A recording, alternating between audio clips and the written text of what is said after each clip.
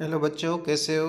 अच्छे होंगे, स्वस्थ होंगे। जैसे कि अध्याय 4 हमारा अंतर्राष्ट्रीय संकट चल रहा था और इसमें ये शायद चौथा वीडियो होगा। छोटा सा वीडियो बनाएंगे आज और इसके बाद में एक पांचवा वीडियो रहेगा। उस वीडियो के अंतर्गत संपूर्ण पाठ को पूरा कर लेंगे। ठीक है, उसके अंदर लाएंगे अपन जो डायग्राम, तिथियाँ और जो पैराग्राफ और महासचिव के संदर्भ में अलग से दे रखा है ना, उनको, जैसे कि ये सब कुछ अपन ने देख लिया है, पढ़ लिया है, जान लिया, इन सब कुछ समझ लिया है। जैसे ये दे रखा है ना पैराग्राफ, इसके लिए अलग से वीडियो लाएंगे इसका, ताकि इनसे बनने वाले प्रश्न भी आप आसानी से हल कर सको और कोई भी प्रश्न आपका गलत न हो। जैसे ये संयुक्त राष्ट्र की स्थापना की तिथि है, इनके लिए सातवें उनमें ये जो संयुक्त राष्ट्र की संरचना और अंग दे रखा है, इनको भी उसमें अच्छी तरीके से समझाया जाएगा। आज इस टॉपिक में इस वीडियो के अंदर एक टॉपिक लेंगे लास्ट का जो अपना बच रहा है, बाकी पार्ट कंप्लीट हो जाएगा और उसके बाद में जैसे पैराग्राफ बच रहे हैं इनको लाएंगे। ठीक है, तो अपना जो टॉपिक रह रहा है लास्ट में वो देखते हैं कौन सा रह रहा है। ये सारा कर लिया हमने, ये भी कर लिया है और लास्ट रह रहा है अपना एक ध्रुवीय विश्व में संयुक्त राष्ट्र संघ। इसका भी वैसे तो पॉइंट बना के लिखा जा सकता था, लेकिन थोड़ा देख ही लेते हैं इसको, पूरा विस्तृत रूप से जान भी लेते हैं, समझ भी अच्छे से आ जाएगा। बाकी मैं इसमें बता भी दूंगा आपको किस तरीके से लिखना है कि एक ध्रुवीय विश्व में संयुक्त राष्ट्र संघ। इसका मतलब कि दो ध्रुवीय थे पहले और एक ध्रुवीय, दो ध्रुवीय तक अंत के बाद में एक ध्रुवीय विश्व में महाशक्ति अमेरिका है और उसमें संयुक्त राष्ट्र संघ किस रूप में अपनी भूमिका निभा रहा है। तो ये देख रहे हैं, संयुक्त राष्ट्र संघ के ढांचे और प्रक्रियाओं में सुधार से कुछ देशों की ये आशा भी बंधी रही कि इन बदलावों से संयुक्त राष्ट्र संघ एक ध्रुवीय विश्व में, जहाँ अमेरिका सबसे ताकतवर देश है और उसका कोई गंभीर प्रतिद्वंदी भी नहीं है, कारगर ढंग से काम कर पाएगा या नहीं कर पाएगा। क्या संयुक्त राष्ट्र संघ अमेरिकी प्रभुत्व के विरुद्ध संतुलनकारी भूमिका निभा सकता है? तो इन सबको इस पैराग्राफ में जानने को मिलेगा। साथ में ये भी देखेंगे क्या ये पूरे विश्व और अमेरिका के बीच जो संवाद होता है, बातचीत का तरीका होता है, उसको कायम रख पाएगा? क्या ये अमेरिका की मनमानी को रोक पाएगा? इन सबको हम एक ध्रुवीय विश्व में संयुक्त राष्ट्र की भूमिका देखेंगे। वैसे तो देखा जाए तो अमेरिका की ताकत पर आसानी से तो अंकुश नहीं लगाया जा सकता। क्यों? क्योंकि पहली बात तो अभी यहाँ आप एक एक पॉइंट के रूप में लिख सकते हैं कि अमेरिका की ताकत पर आसानी से अंकुश क्यों नहीं लगाया जा सकता। तो हम लिख सकते हैं क्योंकि पहली बात तो यह है कि सोवियत संघ जो था वो अब नहीं रहा, अब एकमात्र महाशक्ति अमेरिका है।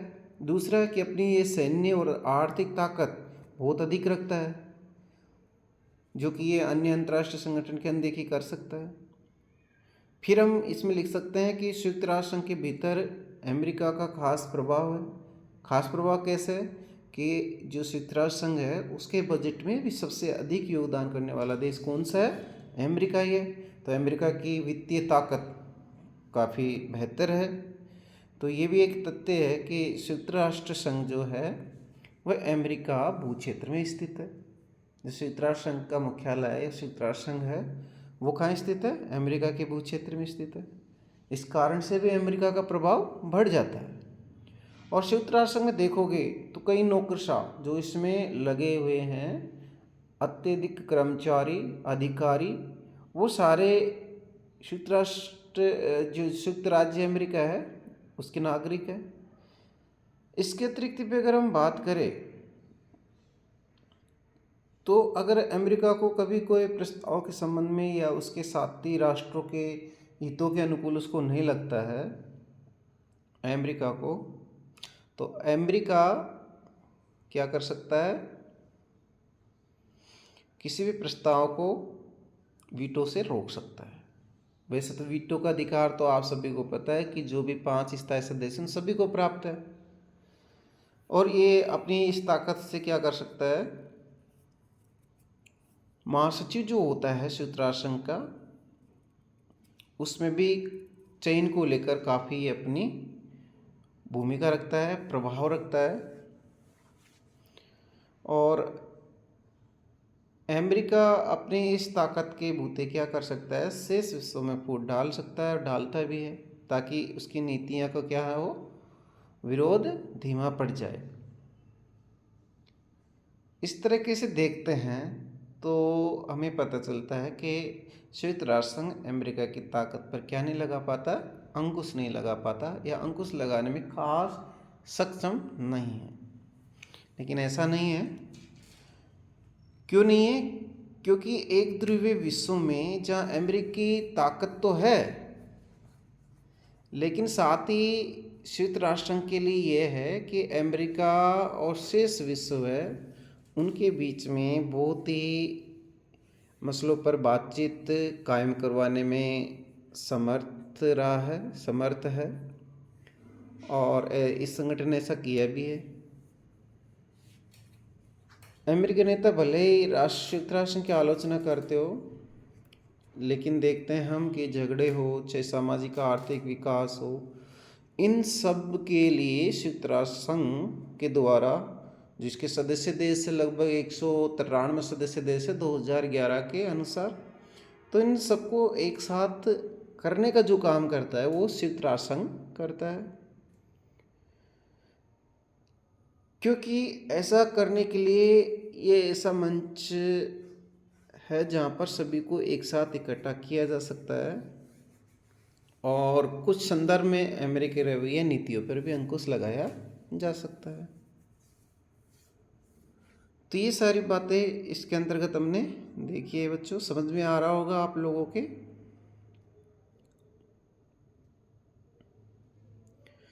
तो संयुक्त राष्ट्र संघ के बारे में हमने देखा और ऐसा लगा कि कुछ कमियां हैं, लेकिन देखो बच्चों, कमियों के बावजूद भी इसके बिना दुनिया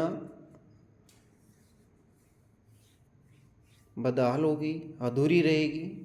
क्योंकि ये संयुक्त राष्ट्र संघ हमने देखा कि इसका प्रमुख उद्देश्य है अंतर्राष्ट्रीय स्तर पर शांति और सुरक्षा प्रदान करने का काम करता है। आज हम देखते हैं कि विभिन्न समाज मसलों के बीच आपसी तार जुड़ते जा रहे हैं, जिसे पारस्परिक निर्भरता कहते हैं।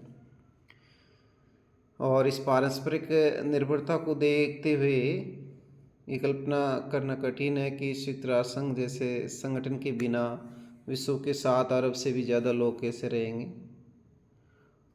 प्रौद्योगिकी टेक्नोलॉजी भी ये सिद्ध कर रही है कि आने वाले दिनों में विश्व में पारस्परिक निर्भरता बढ़ती जाएगी, इसलिए संयुक्त राष्ट्र संघ का महत्व भी निरंतर बढ़ेगा।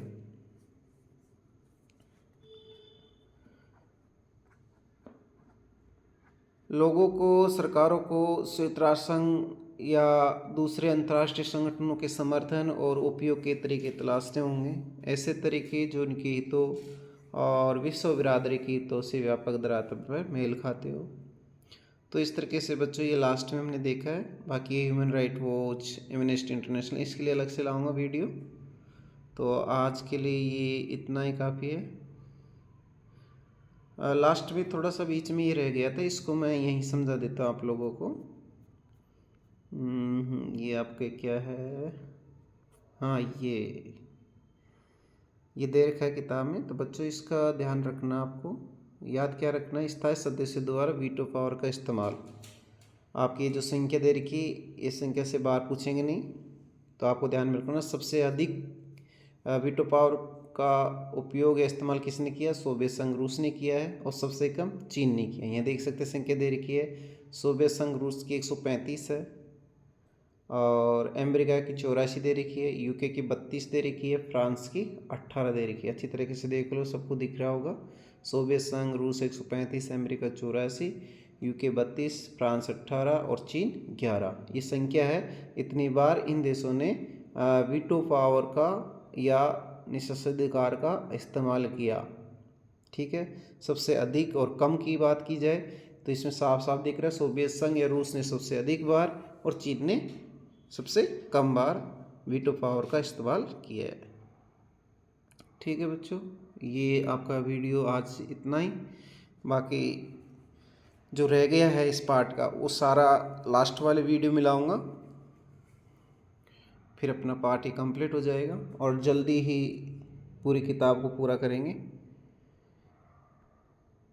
कोई चीज़ समझ में नहीं आ रही हो तो आप मुझे कमेंट करके बता सकते हो और सुधार किया जाएगा। ठीक है बच्चों, अब दीपावली की छुट्टी भी आने वाली है तो उसमें अच्छे से घर पे आप इन चीज़ों को पढ़ सकते हो, दोहरा सकते हो और याद कर सकते हो। कहीं भी जाते हो आप रिश्तेदारों में, मामा के घर जाओ चाहे बुआ जी के घर जाओ, सफ़र कर रहे हो तो उस दौरान भी ये वीडियो बहुत मददगार साबित होंगे आपकी पढ़ाई को नियमित और सुचारू रखने के लिए। क्योंकि किताबों को तो लेकर जा नहीं सकते और मोबाइल तो ज़रूर रहता है अपने साथ, कोई भी रहता है, मम्मी पापा भाई बहन, तो या जहाँ हम जा रहे हैं मामा मामी बुआ फूफा किसी का भी मोबाइल लेके खाना पीना घूमना फिरना बातचीत करने के बाद जो टाइम बचता है लेटते उठते समय कभी भी पढ़ लो तो आपकी पढ़ाई भी जारी रहेगी और घूमना फिरना भी आपका नहीं रुकेगा। थोड़ा सा ये ध्यान में रखा करो। ठीक है बच्चों, और कोई किसी का सिर दर्द हो रहा है बुखार आ रहा है तो उस दौरान टेंशन लेने की बिल्कुल भी ज़रूरत नहीं है। आपकी पढ़ाई को बिल्कुल नुकसान नहीं होगा। आपने थोड़ा बहुत पढ़ ही रखा है और थोड़ा बहुत सुन रखा है तो आप वीडियो साइड में लगा के देखो मत, तो देखने से तो फिर भी आँखों में या और सिर दर्द हो सकता है। साइड में लगा के रख दो और सुन लो तो आराम भी मिलता रहेगा आपको और आपकी पढ़ाई भी जारी रहेगी। ठीक है, ओके।